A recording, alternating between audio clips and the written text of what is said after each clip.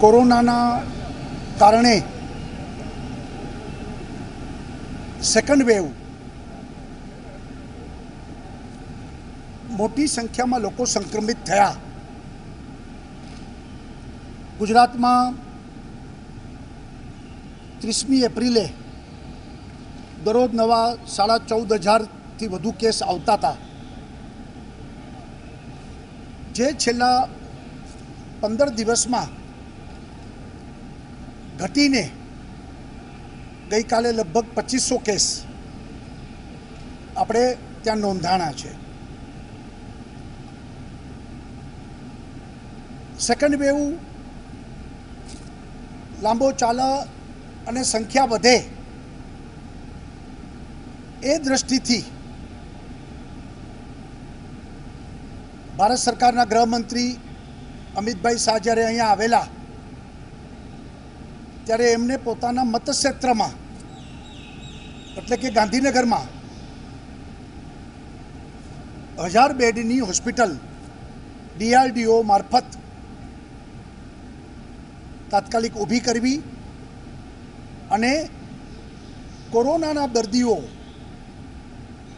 એમની બેડ નથી મળતી એવી ફરિયાદ ન રહે એ માટેનું આખું આયોજન મહાત્મા મંદિર ગાંધીનગર ખાતે આપણે ઊભું કર્યું.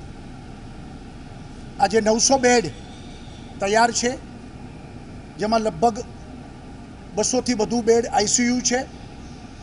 બાકીના બધા ઓક્સિજન બેડ આપણે તૈયાર કરીને રાખ્યા છે. આવા સમયે કોઈ ઉદ્ઘાટનની રાહ જોવાતી નથી જ, પરંતુ આપણે એટલા માટે ચાલુ નથી કરી કે જે રીતે કેસ ઘટી રહ્યા છે, રિવર્સ ટોન આવી રહ્યો છે, એટલે હાલ પૂરતું આપણી આવશ્યકતા નથી માટે આપણે ચાલુ કરતા નથી.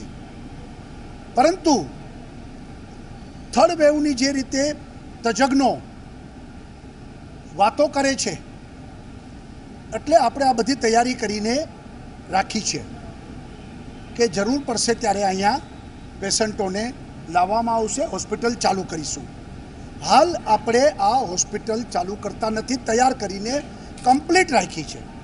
જરૂર પડે તો 24 કલાકમાં આપણે આ હોસ્પિટલ ચાલુ કરી દઈશું. કારણ કે ગાંધીનગરની જે આપણી સિવિલ હોસ્પિટલ છે ત્યાં એક સમયે 500 બેડ ઓક્યુપાઈડ હતા. આજે ત્યાં લગભગ 90 પેશન્ટ જ સારવાર લઈ રહ્યા છે. એનો અર્થ એ છે કે એકદમ કેસ ઘટી ગયા છે અને એટલા માટે આ 900 બેડની હોસ્પિટલ આપણી તૈયાર રહેશે. જરૂર પડશે ત્યારે આપણે એમનો ઉપયોગ કરીશું. અને આજે મેં જે વિઝિટ કરી છે અને કમ્પ્લીટ મને જે રીતે DRDOના અધિકારીઓ, આપણા ડૉક્ટરો બધાએ મને જે તે દેખાડીને વાત કરી છે, હોસ્પિટલ તૈયાર છે, પરંતુ સમય આવ્યે આપણે ચાલુ કરીશું. કોરોના એના ઉપર સંપૂર્ણ કંટ્રોલ અત્યારે આવી ગયો છે અને દિન પ્રતિદિન કેસ ઘટતા ગયા છે. પરંતુ કોરોના ખતમ થઈ ગયો છે એવું આપણે માનતા નથી. એટલા માટે આપણું કોરોના અંગેનું જે ટાસ્ક ફોર્સ, કોર ગ્રુપ, આરોગ્ય વિભાગ, સરકાર એ સંપૂર્ણ રીતે એના મય જ છે. દરરોજ એની ચિંતા પણ કરીએ છીએ અને સાથે સાથે વેક્સિનેશન ખૂબ મોટા પાયે થાય અને ઝડપથી ગુજરાતના લોકોને વેક્સિન પ્રાપ્ત થઈ જાય ત્યારે જ આપણે આમાંથી બહાર નીકળી શકીશું તેવું અમારું સ્પષ્ટ માનવું છે. અને એટલા જ માટે રાજ્ય સરકારે ભારત સરકારના સહયોગથી આપણે વેક્સિનેશનમાં 45થી ઉપરના લોકોનું ફર્સ્ટ ડોઝ ચાલુ છે. સેકન્ડ ડોઝનો વારો જ્યારે આવે ત્યારે સેકન્ડ ડોઝ પણ આપણે આપીએ છીએ, ફ્રી ઓફ કોસ્ટ આપીએ છીએ. ભારત સરકાર આપને ફ્રી ઓફ કોસ્ટ વેક્સિન આપે છે. 18થી 44 વર્ષના લોકો માટેનો વેક્સિન એ રાજ્ય સરકારે નિર્ણય કર્યો છે કે આપણે ફ્રી ઓફ આપીશું અને એનો ખર્ચ રાજ્ય સરકાર ભોગવશે. અત્યારે દરરોજ 1.25 લાખથી વધુ લોકોને, યુવાનોને રાજ્ય સરકાર મફત વેક્સિન દરરોજ લગાડે છે અને રજિસ્ટ્રેશન જે રીતે થાય છે એ રીતે આપણે વારો આવતાની સાથે બધાને, પરંતુ દરરોજ 1.25 લાખ લોકોને આપણે 10 શહેરોમાં આ વેક્સિનેશનનો કાર્યક્રમ આપણો મફત ચાલુ જ છે. વેક્સિનેશન માટે કેન્દ્ર સરકારે પ્રાઇવેટ હોસ્પિટલોને પણ ચાર્જ લઈને વેક્સિન આપવાની વ્યવસ્થા કરી આપી છે. વેક્સિન ઉત્પાદન કરતી કંપનીઓ સીધા પ્રાઇવેટ હોસ્પિટલોને પણ વેક્સિન ચાર્જ લઈને, પૈસા લઈને આપી રહી છે અને એના જે કોસ્ટ એમને પડે છે એના આધાર ઉપર જે તે પ્રાઇવેટ હોસ્પિટલ જેને પ્રાઇવેટમાં પૈસા દઈને વેક્સિન લગાવવું છે એના માટે પણ આ વ્યવસ્થા ચાલી રહી છે. ગુજરાતમાં એપોલો, સેલ્બી અને કેડી, સુરતમાં મહાવીર હોસ્પિટલ, એમને પણ ડાયરેક્ટ કંપનીઓએ જથ્થો આપ્યો છે અને ચાર્જેબલ વેક્સિન જેમને જરૂર હોય એ પૈસા દઈને વેક્સિન લગાવે. પરંતુ હું ફરી વખત કહું છું કે રાજ્ય સરકાર મફત વેક્સિન કરી રહી છે. વેક્સિનના જથ્થાની ઉપલબ્ધતાની સાથે અમે વેક્સિનની દરરોજની સંખ્યા વધારી રહ્યા છીએ. જે રીતે યુવાનોને વેક્સિનમાં દરરોજ 30,000 લોકોને વેક્સિન આપતા હતા, એ છેલ્લા લગભગ 4-5 દિવસથી આપણે લાખ ઉપર વેક્સિન આપવાનું શરૂ કર્યું છે અને છેલ્લા 3 દિવસથી તો 1.25 લાખ લોકોને આપણે વેક્સિન આપી રહ્યા છે અને કાર્યક્રમ આપણો ચાલુ છે. એટલે જેને મફત વેક્સિનની આવશ્યકતા છે એને રાજ્ય સરકાર પૂરા પાડશે અને જે લોકોને પોતાના ખર્ચે વેક્સિન લગાવવું છે એ કોઈ પણ પ્રાઇવેટ હોસ્પિટલમાં એ પોતે વેક્સિન લગાવી શકશે. આવનારા દિવસોમાં પણ અનેક વિદેશની કંપનીઓ પોતે અહીંયા વેક્સિન લગાવવા માટે મોકલવાના છે.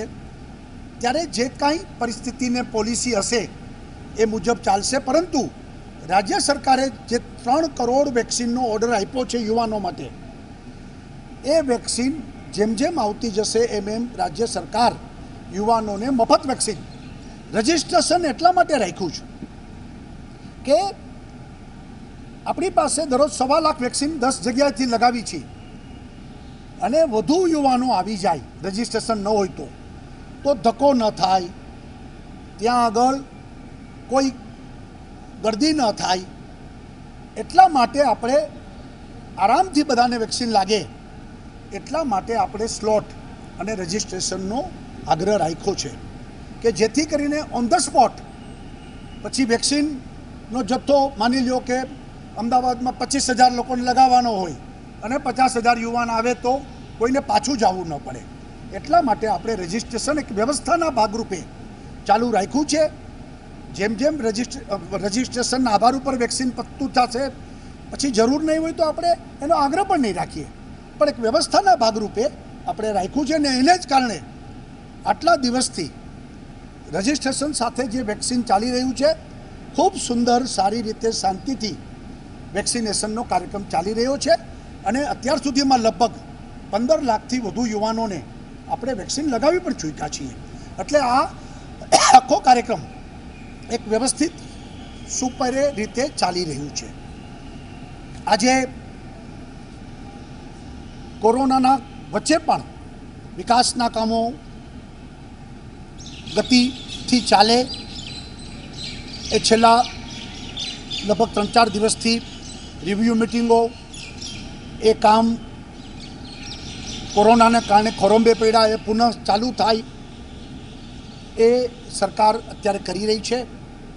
અલગ અલગ વિભાગની રિવ્યૂ મિટિંગો પણ ચાલુ થઈ ગઈ છે. સ્થળ વિઝિટો પણ ચાલુ થઈ ગઈ છે. આજે સાયન્સ સિટીમાં જે 2 બ્લોક, 2 ગેલેરી, એક્વેરિયમ અને રોબોટિક, આ 2 ગેલેરીનું મુલાકાત લીધી. લગભગ કામ પૂર્ણતાના અંતે છે. અને ગાંધીનગરમાં રેલવે સ્ટેશન ઉપર થયેલી આપણી હોટેલ એનું કામ પણ પૂર્ણતાના આરે છે. આદરણીય વડાપ્રધાનનો સમય માગ્યો છે નરેન્દ્રભાઈ મોદીનો. એમના કરકમલોથી આપણે ટૂંક સમયમાં એનું ઓપનિંગ કરવાના છીએ.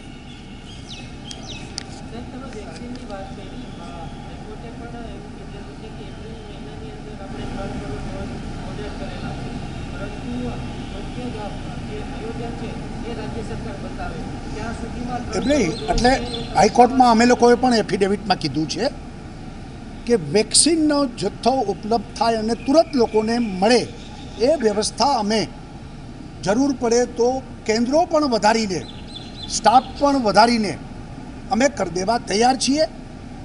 સૌ જાણે છે કે 2 કંપની વેક્સિન પ્રોડક્શન કરે છે.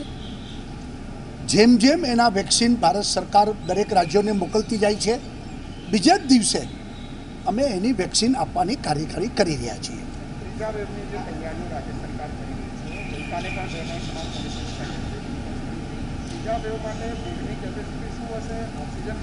એટલે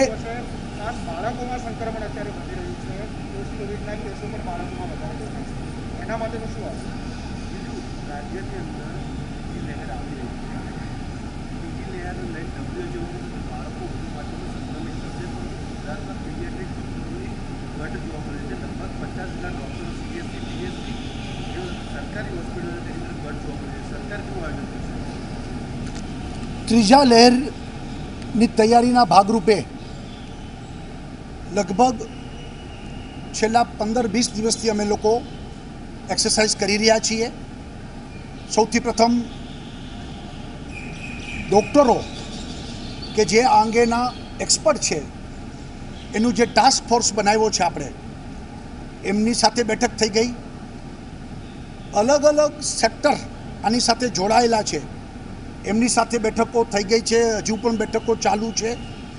અને પ્રાથમિક આખી વ્યવસ્થા ત્રીજા લહેરમાં, કે જેમાં ત્રીજા લહેરમાં બાળકો સંક્રમિત થાય તો એના માટે શું કરવું, ત્રીજા લહેરમાં સંખ્યા વધે એના માટે શું કરવું, hospital, bed, oxygen, injection, staff, આ બધી વ્યવસ્થાનો આખું ચર્ચા અમારે ચાલી રહી છે. ટૂંક સમયમાં જ આખો એક્શન પ્લાન રાજ્ય સરકાર બનાવીને જાહેર કરશે અને એ આધાર ઉપર ટાઈમ બાઉન્ડ આખી વ્યવસ્થાઓ, પછી પીડિયાટ્રિશિયનની વાત હશે, બાળકોના વેન્ટિલેટરની વાત હશે, બાળકોના બેડની વાત હશે. કેસો પણ આપણે સેકન્ડ વેવમાં 14,500 આવ્યા ને માની લ્યો 25,000 આવે તો એની શું વ્યવસ્થા કરવાની હશે, ઓક્સિજનનું શું કરશું, ઇન્જેક્શનોનું શું કરશું, દવાઓનું શું કરશું, એને જરૂરી સ્ટાફના ટ્રેનિંગનું શું કરશું. આ બધું એક્શન પ્લાન ફર્સ્ટ વેવ અને સેકન્ડ વેવના અનુભવના આધાર ઉપર, કે જેમાં જે કાંઈ આપણે અનુભવો થયા એમાંથી સારામાં સારી રીતે થર્ડ વેવમાં ગુજરાતની પ્રજાને આપણે કેવી રીતે સંક્રમણમાંથી બહાર કાઢી શકીએ, સારામાં સારી ટ્રીટમેન્ટ આપી શકીએ અને વધુમાં વધુ લોકોને આપણે સાજા કરીને પાછા મોકલી શકીએ, એ પ્રકારની આખી વ્યવસ્થા એ થર્ડ વેવમાં અમે લોકો કરી રહ્યા છીએ. ટૂંક સમયમાં જ આખો એક્શન પ્લાન એમાં બધી વિગત આવી જશે, એ અમે બહાર પાડીને એ અંગેની વ્યવસ્થા કરીશું.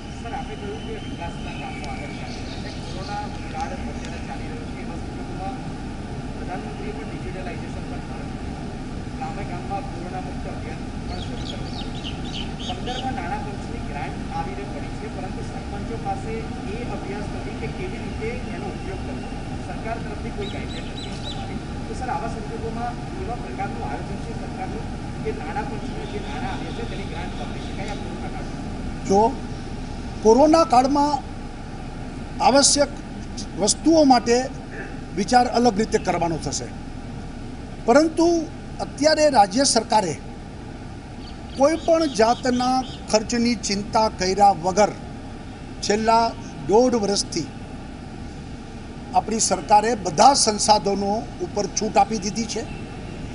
આપણે કદી જેમ અત્યાર સુધીમાં માની લ્યો આપણે 10 લાખથી વધુ રેમડેસિવિર ઇન્જેક્શન આપ્યા. રાજ્ય સરકારે ચિંતા કરી.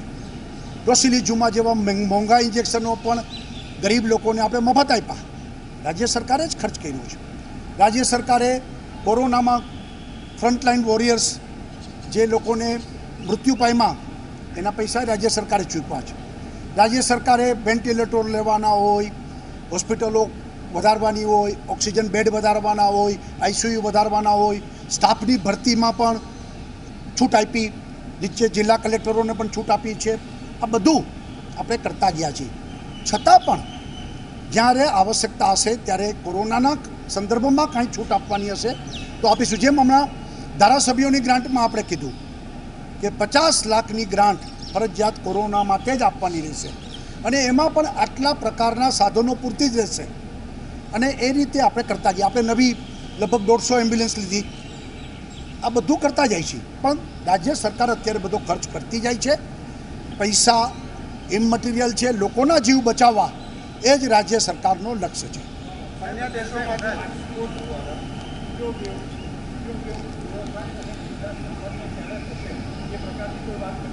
હજી કોઈ આમાં કોઈ પ્રિડિક્શન કોઈ પરફેક્ટ નથી હોતું, પણ આપણે તો માનીને ચાલવાનું કે આવશે અને એ જ ગતિથી જ આપણે તૈયારી કરીએ છીએ. એટલે આમાં કોઈ બધા અલગ અલગ વાતો કરે છે.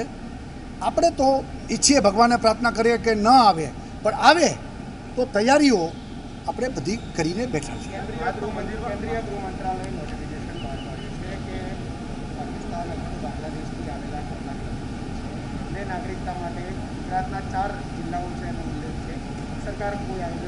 નહીં, જિલ્લા કલેક્ટરોને સ્પષ્ટ સૂચના છે.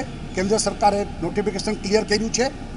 નાગરિકત્વ એ માટે એપ્લાય કરી શકશે અને એ કામગીરી શરૂ થઈ જશે અને એ પ્રકારના લોકોને નાગરિકત્વ આપવામાં પણ આવશે.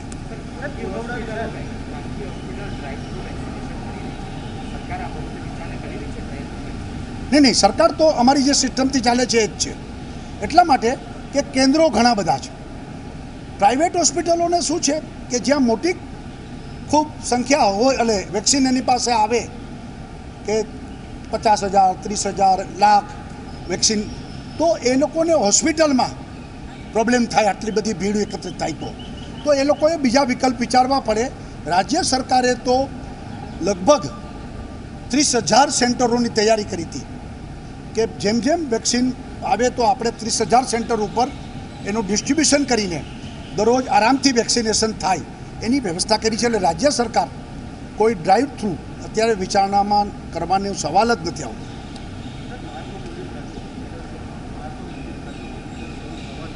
ક્યાં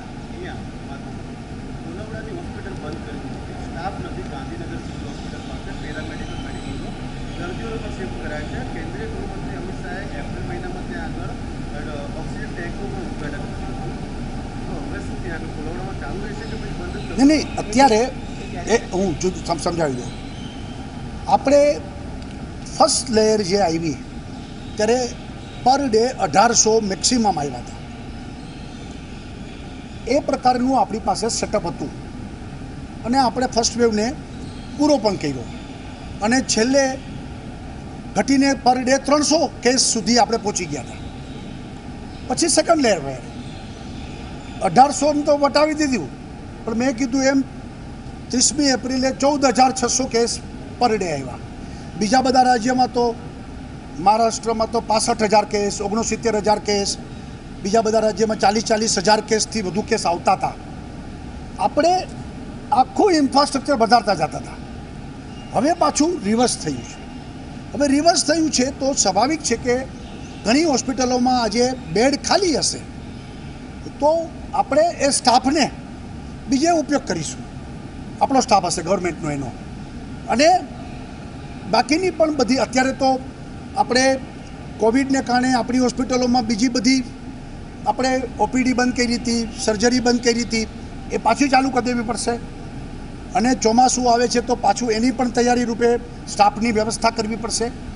અને જો ત્રીજી લહેર આવે તો પાછું આ બધું ઇન્ફ્રાસ્ટ્રક્ચર એનો ઉપયોગ કરીને સ્ટાફ મૂકીશું. એટલે આ ઓક્સિજન ટેન્ક, ઓક્સિજન તો કાયમી આપને કામ લાગવાના છે અને એટલા જ માટે રાજ્ય સરકારે નિર્ણય કર્યો છે અને અમે આગળ વધી રહ્યા છીએ કે 300 ton oxygen 300 ton PSA plant એટલે કે સીધો હવામાંથી ઓક્સિજન બને એના લગાડવા એની વ્યવસ્થા એના ઓર્ડર્સ એ બધું અમારી તૈયારી ચાલી રહી છે અને એક પછી એક જે રીતે અમિતભાઈએ કુલવડામાં ઓક્સિજન પ્લાન્ટ લગાવ્યો એવી રીતે બધા અલગ અલગ લગાવીને આપણે ગુજરાતમાં 300 ટન ઓક્સિજન એમાં આપણે પગભર પછી આ લિક્વિડ ઓક્સિજનની જરૂર ન પડે, ટેન્કરની રાહ જોવી ન પડે અને સીધો જ ઓક્સિજન હવામાંથી બને ને મળે એ પણ આપણે કરતા જાય છે.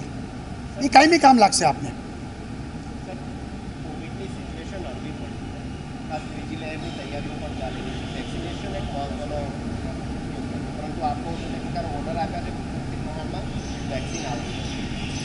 મેં એવું કીધું નથી આવતી નથી. જેમ જેમ આવતી જાય છે એમ અમે આપતા જાય છીએ. વેક્સિન ભારત સરકાર અમને પૂરતા પ્રમાણમાં આપી જ રહી છે અને એ રીતે અમે કરતા જાય છીએ. સવાલ એ છે કે જે 18 થી 44 એ રાજ્ય સરકારોએ પરચેસ કરવાના રહેશે. 45 થી ઉપરનું ભારત સરકાર ફ્રી ઓફ આપણે આપી રહ્યા છે અને એ ચાલુ જ છે. આપણે 3 કરોડ વેક્સિનનો ઓર્ડર આપ્યો છે. એમાં જેમ જેમ આપણે વેક્સિન મળતા જાય છે એમ આપણું ચાલુ જ રહેશે. ના, આપણે જો અન્ય રાજ્યોએ બહાર પાડ્યા હતા, શું હાલત થઈ? કોઈએ ભર્યા નહીં. એટલે આપણે એમાં પડ્યા જ નથી. આપણે તો જે આપણી કંપની બંને છે એમને ઓર્ડર આપ્યો છે. અમે કંપની સાથે જ સીધી વાતચીત કરીએ છીએ અને દર અઠવાડિયે આપને ફ્લો મળતો રહે અને આપણું કામ ચાલતું રહે એ દિશામાં પ્રયત્ન